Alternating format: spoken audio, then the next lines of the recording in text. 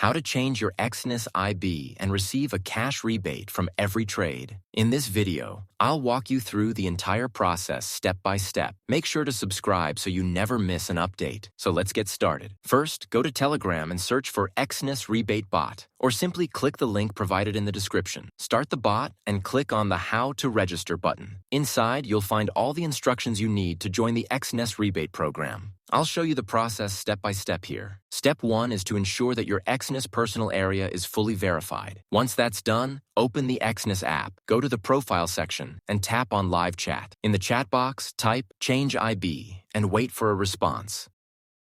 You'll receive a special link to request an IB change. Click that link. It will take you to a secure web page where you'll be asked to sign in.